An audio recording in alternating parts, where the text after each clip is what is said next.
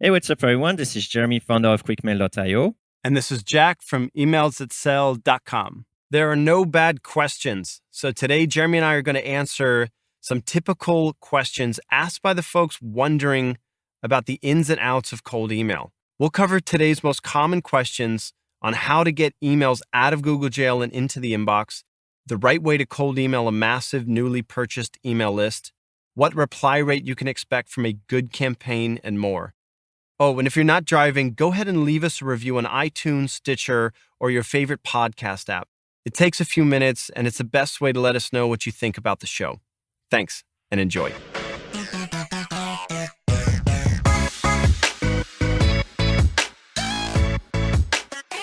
All right. So how about I shoot a few questions to you and you shoot a few questions to me? Okay, that works. Typical questions I get. Jack, how do I start? Well, the good thing about cold email is you only need an email address and something to offer that prospect. And technically, you have everything needed to begin. The simplest and most actionable answer I can give here is write down or find the email address of 10 prospects. And this week, send a personalized message to 2 of them every day that offers something that normally you wouldn't be able to give any other prospect. Think of it like you're offering them something like a lead magnet. So free trial, or, maybe send a question letting them know that you're just getting started with your business, and just get conversations started. And that should get your foot in the door with cold email. Nothing more complex than that. Okay, Jeremy, I got one for you. So I know list cleaning is recommended. I've heard it on the show. I've heard it mentioned before. But I actually don't clean my list 100%. I'm still sending to risky emails, and nothing bad has happened yet. So can't I just keep on sending? After all, I don't want to waste good prospects that may get delivered if I send an email to them. Yeah, you could send to risky email, and that may work for a little while. But after a certain time, you're going to see a consistent pattern of ending up either in a spam folder or just not being able to deliver anymore, just because Google will flag you as someone who sends email to people who bounce or address that don't exist. So try to clean up your list, because in the long term, you're going to win. And keep in mind, in the long term, you're going to get better results, period. So if it's results you're after, cleaning a list is actually the fastest way to get there. The only way I would consider sending to risky is if your market is extremely small and every lead actually counts. Perfect. Well said, Jeremy. Okay, fire me a question. Where do I find people to contact? That's a great question. And the internet is a good starting point. It's also a huge place. So think about where your prospects are hanging out online. There's likely a directory that has a list of companies that you should be in contact with because of certain attributes or events that the company has done or is doing. Once you've found companies to contact, then it's just a matter of finding the right person at the organization and looking up their email address with a tool like Hunter. So if you said, hey, Jack, I've got a great business idea for people who run pizza shops in New York State, then I would suggest checking out a directory like Yelp in order to find all the pizza shops that may match your criteria, starting there. And once you've got the businesses, then taking a deeper dive at maybe a website, or even just calling the company itself to find out who the right person to contact could be your strategy. But it all depends on who you're trying to reach and what you're going to offer them. Yeah, and very often people only rely on LinkedIn, but there is Slack groups, LinkedIn groups, even Facebook groups. Just look at whoever is hanging there and then just try to contact them. And also there's the offline world. So if you're going to networking events or any kind of meetup that has these people in attendance, when you take business cards, you're going to get an email address for the people, but you've also got a benefit of meeting these folks prior to sending them an email. So that may be an even easier place to get going when you're building your list. Here's a quick one for you. Jeremy, what's the difference between a prospect and a lead? Those words are being thrown around, and I'm not exactly sure what the difference is. So technically speaking, prospect is someone who would be interested potentially in your product, and a lead is someone who is. So cold email is usually dealing with prospects because you're not quite sure if they will be interested, but as soon as they reply, they become a lead. So they express interest in whatever you have to offer. Short and sweet. Let's keep it going. How many emails should I send per day, Jack? Before I get into numbers, consistency is going to help you win the game of cold email. It's not about trying really, really hard on a Monday morning and giving up by Thursday, because as we've mentioned so many times on this show, follow-ups matter. The more you follow up, the more replies you get. So how many emails should you send a day? I say a number that you're comfortable with repeating 5 days a week indefinitely, or at least until you've given your cold email program at least 6 months, a year, 2 years to run. So taking a long-term approach here, the general advice I think Jeremy and I are suggesting or have suggested before depends a little bit if you're an experienced cold email or if you're just getting started. If you're just getting started, shoot for 10 a week. Don't drive yourself crazy. Shoot for consistency. You're going to get better. Also, if you're just starting out, you really don't want to send a whole lot of cold emails right away because they're probably not going to be your best cold emails that you'll be able to write. If you're more experienced, then go ahead and feel free to bump that level up closer to 50 a day, maybe even more. But as long as you're able to keep the emails personalized and you're not sending sporadically like 500 on Monday and nothing another day, then you're going to be in good shape. Yeah, I'm annoyed. I had a list of 3,000 people and you're just telling me to spread it. Yeah, absolutely. And that's going to give you time for testing, something we haven't mentioned yet on today's cast, but you're not going to know which variant is going to outperform the others right away. So starting in smaller batches will help you fine-tune things before you reach out to, the first 1,000 or 2,000 people on that list. All right, next. I just bought myself a list of 50,000 small to medium-sized business owners. What's the best way to cold email them about my web design services? I don't know. Take MailChimp, load it up and press the fire button. Okay, first of all, why is this funny? Why is this funny to those of us who are a little bit more experienced in the cold email world? I'm not even sure you're going to go halfway down your list before being flagged as spam and being blocked from sending any email. Services don't allow for this anyway. You're not going to be able to even blast that sort of numbers.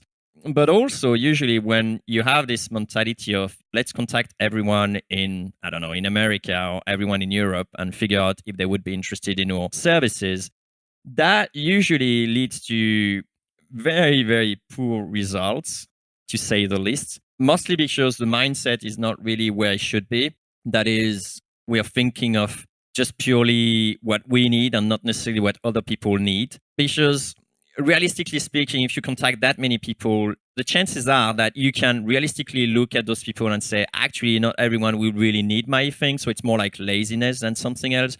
So a typical actionable advice will be narrow down this list. Like take the list as a whole. It's great that you're starting with the list, but then within this list, try to figure out how can I half it? What criteria actually doesn't make sense? Maybe they're just 1 or 2 people company and maybe your offering is only working for a team of 7 or more. Then try to half it and then take that half that works and then try to again half it until you have a subset of more criteria than just a business in America, for example. Then you'll be way more successful and people will resonate more with your offer, which means also that you're going to get better reply rates. That thing will generate a positive sentiment. And remember as well that if for very strange reason, a lot of people are interested, you're not going to be able to handle so many replies in one go anyway. So take the last advice from Jack about spreading your email and then try to narrow it down because the shotgun approach never really worked at all. So unless you want to stop cold email in 2 weeks and say this thing doesn't work, then take 1 or 2 steps back and revisit your strategy for who to contact. Just a final note, what Jeremy said is true, and you know that it is, because just imagine if you got a letter today that said, "Dear business owner," or "Dear," Yes, sir, madam. you would probably crumble that up and put it in the bin before reading the next sentence. But if, Jeremy, you got a message that was something like, "Hey, since you got this podcast going on," whatever that is, it's specific enough so it can get your attention. It just, I heard you were in Shanghai lately. yeah, exactly. It's like the shotgun approach can never do things like this. And that's why they're deleted and marked as spam so quickly. What subject line should I use for people to open my email? I've got 2 pieces of advice for your subject line. The first one is, don't worry so much about it. Stats show that whatever you put in your subject line, for the most part, you should see just about the same open rates, which at the end of the day is all the subject line can help with. And next, you're going to want to see the subject line not as a space for you to put some attention grabbing promotional headline that you would see in the tabloid section of the checkout counter, but instead view it as a contract. This is your time so that you can tell your prospect what is inside the email. And it sounds like you're about to write the most boring subject line of all time, but if you just get straight to the heart of your email in the subject line, you've basically said, here's what you're going to find. Once they open it, they will have found it. And you have, what Jeremy and I have mentioned in the past, you've honored this contract between you and your prospect. You're not tricking them. Sure, Jeremy, what's your famous subject line example that we use here every now and then? Is it your wife is in the hospital? Yeah, for trying to get attention. Sure. Yeah. So, right. I think that would get a higher open rate than a new idea for X company. But whenever someone opens that, you've just burned the bridge. It's impossible to get that first impression back, and it doesn't work. Don't obsess over subject line. Instead, take that energy and work a better offer for this prospect so that your cold email makes their day.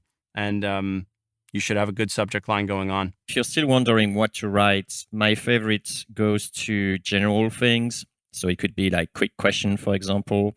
And one more thing is we do have a slight bump when the company is mentioned, depending on your target audience and who you're contacting at company. But in this case, you could try out with quick question for, I don't know, QuickMail or whatever the company name is. Jeremy, question for you. I'm getting a 2.5 click-through rate on my cold email campaign. What can I do to improve it? Think about, is click-through rate the actual name of the game here? Do you actually want to optimize for clicks, or do you actually want to optimize for reply? And I think that's quite important, because if you're optimizing for click, you're probably playing the wrong game, and you're probably going to have the idea of driving traffic somewhere, which honestly, there are probably better ways than cold email to drive traffic for the reason we outlaid earlier in the cast. So I wouldn't necessarily worry too much about the click-through rate. Actually, one of the things I recommend is to turn off click tracking, just because of spam reasons and for deliverability reasons. But imagine you actually want to improve your click-through rate. One other thing I will look at is, what is the click for? Is it for them to know more about your product, know them more about yourself? What should the prospect achieve by clicking? Is it to increase your authority, or is it to get them more information about something they're potentially interested, like push them over the edge to make them reply? That's what I will pay attention to if I really wanted to optimize for clicks. So basically, if you find yourself optimizing for clicks, you may find yourself not playing the right game when it comes to cold email. Jeremy, you got another one for me? Yeah, I got plenty. How many replies should I expect? What's a good reply rate? This is another open question, and it's probably made the list of silly questions that rookies ask just because it depends on a whole lot of factors. But the unhelpful piece of advice is the reply rate you should hope for is the reply rate better than the one you got last week. So always looking to improve it. But I can give you some hard and fast numbers. Personally, if you're seeing below 5% reply rate, something is drastically wrong. You're probably not inboxing, and or your call to action is so unappealing that very few people are willing to write back to you. We've got actually a range that we did some number crunching behind QuickMail stats. And it looks like some of the better campaigns are seeing, what was it, Jeremy, between 20 and 30% reply rate was some of the stronger average campaigns. 20 to 30%, and the campaign is doing well. Okay, there you go. So below 5, something's wrong. 20 to 30, well done, keep testing. And somewhere in the middle, I think, as long as you're checking if you're delivering properly, if your message are landing up in the inbox instead of the spam folder, then it's time to keep tweaking that value proposition you're offering your prospects. It's time to maybe make some edits to the list itself. Maybe you can ratchet down the segments that you've selected and only send to a hot list of prospects so that you get that reply rate up from 10 to maybe 15 or 20%. Okay, Jeremy, I've tried sending cold email in the past. I wrote an email about my business, but nobody wanted to buy from me. Does cold email really work? And if so, what did I do wrong? Well, when you got a buy now button or some similar offer, those sort of like direct selling letters, I think they don't quite work well with cold emails. So, of course, you're going to have a terrible result. I will take it one or two steps back and then try to engage into creating a conversation rather than trying to sell on the spot, right? So it's a little bit like someone on the street trying to sell you something straight away before you even enter a shop willing to buy anything. Your success rate will be extremely low. So instead, I would say try to engage a conversation. An easy way to engage conversation, for example, in your email is to really try to figure out if this is a real problem for those people. So if your solution is offering something about Salesforce automation for XYZ reason, then try to engage a conversation around how they're using Salesforce, if they're happy with the way they're using Salesforce, or if there is anything that regarding automation that is lacking or they have a deep need for. And then work your way out in the normal sales cycle to the final offering. And a caveat to that is if your product is really low in price, like, I don't know, you're offering something for $9, live access kind of thing, a cold email is probably not the right thing to do. And then I will actually try to figure out what are influencers, so people who can then influence a lot of other people to buy your product, and I will go at them. And then again, with the idea in mind to open a conversation. So when they will talk to their audience, then they will sell your $9 box lifetime access to their audience. So it's just taking a different approach with cold email. And most importantly, remembering that it's not a traditional sales letter. It's not an advert in a magazine that you might find that's trying to sell a treadmill. It's a much different mentality. And when it's used to start conversations, good things happen.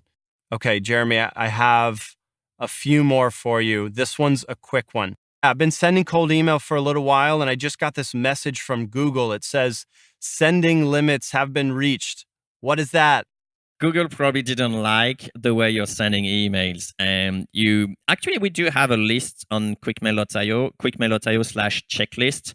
And there's a lot of very practical way of preventing those things to happen. That could be you're sending to, personal emails more than company emails.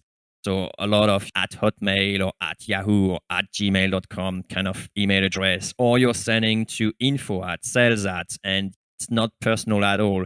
So it usually hints toward a lot of people are flagging you as spam, or you're not verifying your email, and then you're having a lot of bounces, as we discussed earlier in the cast. So just, again, take one or two steps back, look at all the good practices, and then re-engage your cold email at a lower volume as well. Perfect. And for anyone listening, if you've seen this message, if you contact Gmail support or G Suite support, typically they'll tell you in a couple hours, sometimes it's a day or two, the ban will get lifted. But take Jeremy's advice once you are able to send emails again so that it doesn't happen to you another time.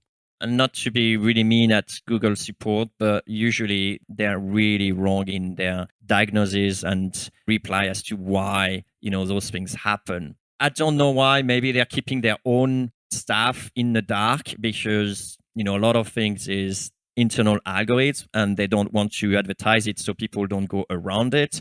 But the unfortunate effect is that those support people actually just give you wrong advice. So careful with that. Jeremy, sounds like you have more questions. How do I know when I should stop, and it's not working? I would ask a couple things. First off, how many people have you contacted? Did you stop after 10 people? Did you stop after 50, 100, 1,000? There's a number here that you need to get up to a certain point before you call it quits, because typically with cold email, it is in many ways a numbers game. And even though 99 people may have not ended up becoming a customer of yours, sometimes if you can get 1 out of 100 signing up and remaining a happy customer with you, very good things are happening. So did you stop too early with the number of people you contacted? Next question, how many follow-ups did you send? If you stopped after the first message, you absolutely need to continue. My advice, write 3 or 4 or even 5 follow-up messages. You can space them out a week apart if you're just starting out, but don't give up until you've at least given your prospects some follow-ups. I know that Jeremy has a personal filter, and if I can share, I understand that if someone doesn't follow up with you, who's a perfect stranger, then it shows that they're not as serious as you'd like them to be in order to start an engagement with them. So sometimes people actually require several follow-ups before they're willing to get back to you. I know Derek Sivers is another person with this philosophy where they want to see people showing the effort before they're going to give them some time to discuss whatever it is they're presenting. You need to contact enough people. Personally, in a brand new campaign, I wouldn't stop at anything under 100 prospects, 100 very good prospects. And I wouldn't call it quits before sending at least 4 follow-ups. And if you're only getting negative replies, use the negative replies for some feedback to figure out what you should be tweaking. Sometimes there's really helpful comments within a no or a typical negative reply that you would get. And if you've gotten just 1 positive reply, then you should definitely keep going with cold email. It tells you that even at the stage you're at, you've made someone's day enough where they want to do what you have to offer. They want to say yes to you. And I think there's a lot more other people out there that would feel the same way. So even if you're getting just a small amount of positive feedback, it tells me to keep going, that there's something there for you. All right, last question. This one's weird. See what you got with this, Jeremy. My VA can find 7 email addresses in an hour. Is that good? Well, there's several answers to this question. The first one is do the math. Again, if you're selling your product for $9 an hour and then paying your VA $9 an hour, you actually have 1 sales out of the 7. You're just literally almost like breaking even. So that's not good. But if those markets are really difficult to find emails, then that may well work, right? But there are a lot of tools where you can find emails automatically. So I will give them first a go and then see if that works that way. So there is hunter.io. It's like a very typical one that a lot of people are using. You enter the name of the company, the domain, and the name of people, and then you get your emails. If that doesn't work or your industry is very specific, then it makes sense to actually get a VA and follow a certain process to get the emails. Anything else you have to add to that? No, I think you nailed it there. That's a wrap. Okay, Jeremy, thanks for the cast. Thank you, Jack. All right, so these were some of the very basic questions that we get when people are considering cold email. If you like this cast, let me throw you a couple of episodes if you want to learn more about cold email. Episode 62 will help you to develop a winning mindset. Episode 3 would be useful to help you get over the unavoidable rejection emails, while episode 5 will help you get more replies. Hey, cold emailer. Yeah, you. If you got some value from this episode, give us a high vibe by sharing a 2-sentence review on iTunes. Or Stitcher or Tuning. That works too. It's a quick way to help other growth-minded folks like us find this podcast. So they can send awesome emails. And make everyone's inbox a better place. Thanks.